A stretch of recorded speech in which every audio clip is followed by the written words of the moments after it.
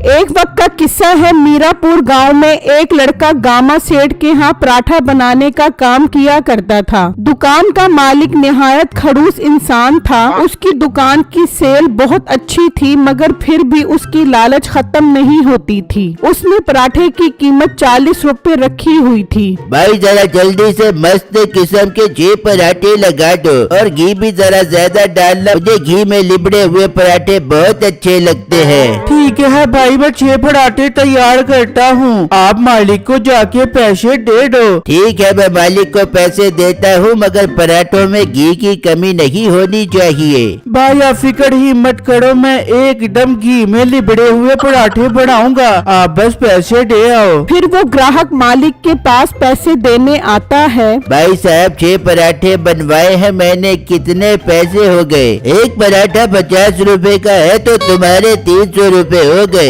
अरे लिखा तो 40 रुपए है, फिर पराठों के 50 रुपए क्यों मांग रहे हो? महंगाई बहुत हो गई है, आटा भी महंगा हो गया है और घी भी 40 रुपए वाले नहीं खाता, इसीलिए पराठा 50 रुपए का होगा। बहुत सियाने हो तुम। गांव में कोई और दुकान नहीं है ना, इसीलिए अपनी मर्जी का रेट लगा रहे हो। मुझे घी में लिबड़ा हुआ पराठा पसंद न होता तो मैं तुमसे कभी भी न लेता। मैं भी तुम्हारी मिन्नत नहीं कर रहा, दिल करता है तो ले जाओ, नहीं तो तुम जा सकते हो। खैर वो आदमी उससे पराठे ले जाता है। हाँ अब होगी मुझे बचत ज्यादा, खूब पैसा बनाऊंगा।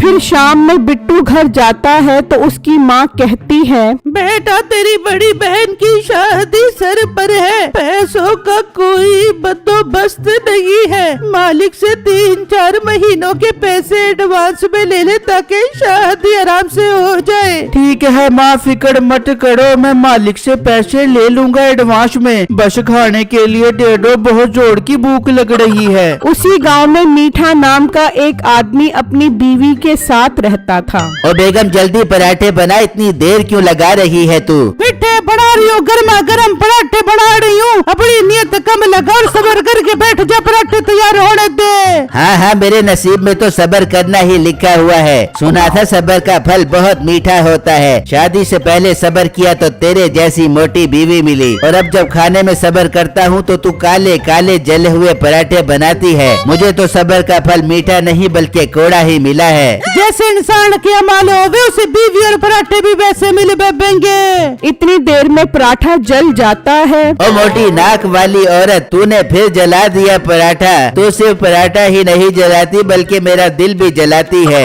मिठे तेरे नसीब में जला हुआ पराठा ही लिखा है, खाना है तो खा ले वरना जाके बाजार से लेके आ जा। नहीं खाने मुझे तेरे हाथ के जले हुए पराठे, मैं बाजार से ही जाकर लेकर आता हूँ। मीठा पराठा लेने चला जाता है और वहाँ बिट्टू मालिक से एडवांस में पैसे मांगता है। बिट्टू तो पागल तो नहीं हो गया? 3-4 महीने के पैसे एडवांस? लगता है तेरा दिमाग हिल गया है जो ऐसी बहकी बहकी बातें कर रहा है। मालिक ये आप क्या कह रहे हैं? मैं आपके यहाँ काम करता हूँ, दिन रात खून पसीना बहाकर आपके घी में लिबड़े हुए पराठे बनाता हूँ। मेरी मेहनत को इस तरह जाया मत करो। खुदाड़ा मुझे पैसे दे दो, मुझे पैसों की बहुत जरूरत है। मैं पाई पाई करके आपके पैसे वापस कर दूंगा। बहुत तू कोई ढीठ इंसान है। नहीं है अभी मेरे पास पैसे, चुप करके पराठे बना।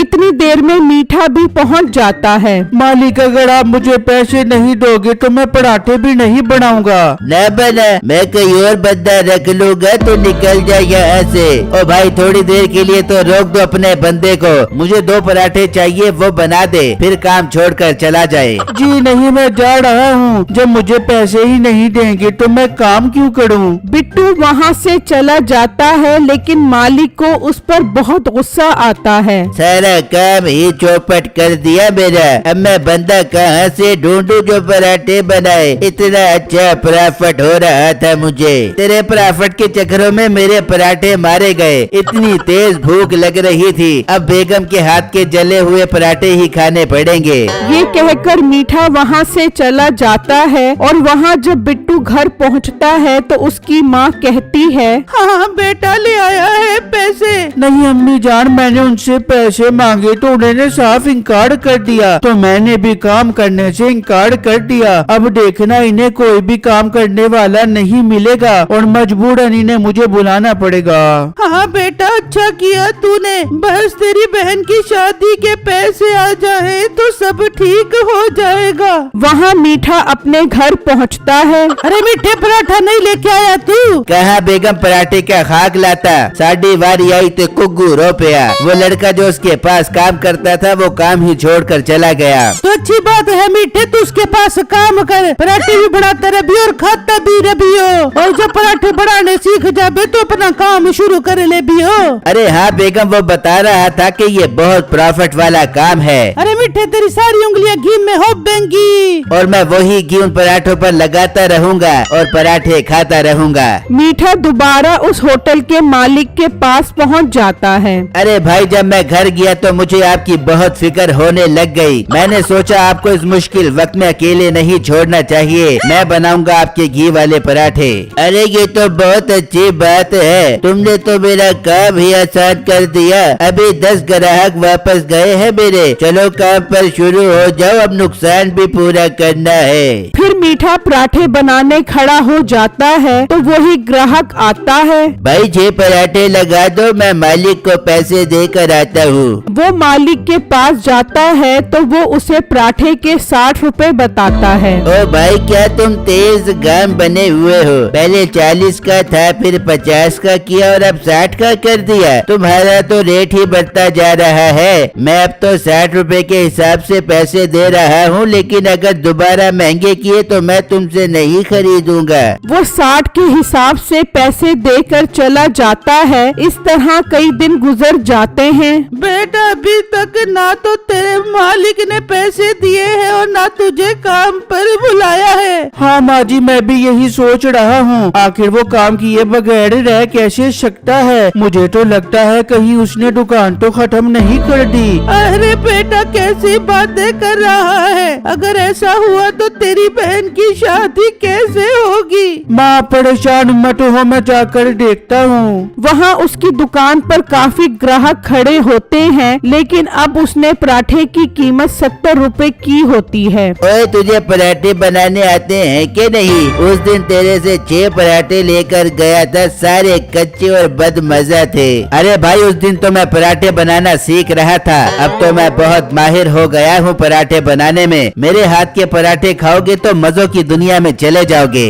देख लेते हैं, तू 8 पराठे लगा, मैं पैसे देकर आता हूँ। वो पैसे देने मालिक के पास जाता है और तभी बिट्टू भी पहुंच जाता है। वो उसकी दुकान पर ग्राहकों का रश देखकर हैरान रह जाता है। उसका दिल ही टूट जाता है कि उसके मालिक ने उसे तनख्वाह नहीं दी और काम के लिए भी कोई और बंदा रख लिया है। क्या 70 रुपए? ओ भाई, तेरा दिमाग तो खराब नहीं हो गया? फिर 10 रुपए बढ़ा दिए तूने। तो महंगाई देख रहा है कितनी बढ़ रही है। महंगाई नहीं बढ़ रही, तेरी लालच बढ़ रही है। नहीं लेने मुझे तेरे से पराठे, न ले मेरे से पराठे। और मीठे, ये पराठे किसी और ग्राहक को दे दे, पता नहीं कहाँ से आ जाते हैं मुंह उठाकर। चलो निकलो यहाँ से और दोबारा अपनी शक्ल न दिखाना।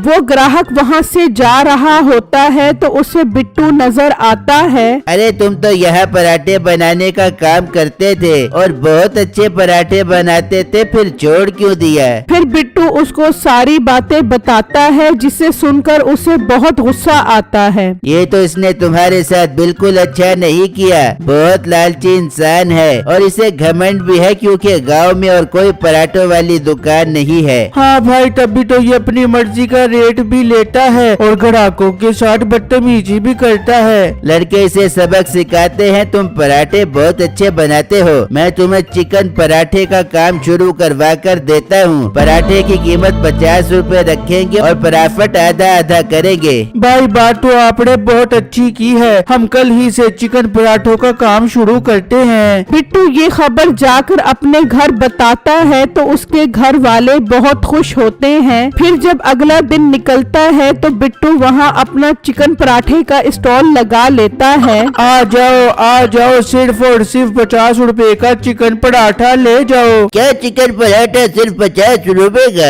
अरे भाई चल, ये तो सादा पराठा 70 रुपए का दे रहा है। हम तो 50 रुपए में चिकन पराठा खाएंगे। हाँ, इसका तो 70 रुपए वाला सादा पराठा भी बदजाका है। चिकन पराठा तो मजा करवा देगा। फिर एक एक करके सारे ग्राहक बिट्टू की दुकान पर चिकन पराठा लेने आ जाते हैं। भाई मुझे 10 चिकन पराठे दे दो। मुझे 20 चिकन पराठे दे दो। अब बिट्टू की दुकान का रश तो बढ़ता ही जा रहा था और उसके मालिक की दुकान बिल्कुल खाली हो गई थी। इस तरह कई दिन गुजर जाते हैं और उसका काम बिल्कुल ठप हो जाता है। भाई साहब, आपकी दुकान पर तो बहुत भीड़ हो रही है। कहाँ है भीड़? मुझे तो नजर नहीं आ रहा, एक भी ग्राहक नहीं है। ओ भाई, भीड़ ग्राहकों की नहीं मक्खियों की है। भी करके मेरे कान पका दिए हैं इन्होंने। सोचा था तेरी दुकान पर काम सीख कर अपना काम करूँगा, लेकिन अब उसके चिकन पराठों के आगे ये काम नहीं चलने वाला। मैं भी जा रहा हूँ। फिर मीठा भी उसे छोड़कर चला जाता है।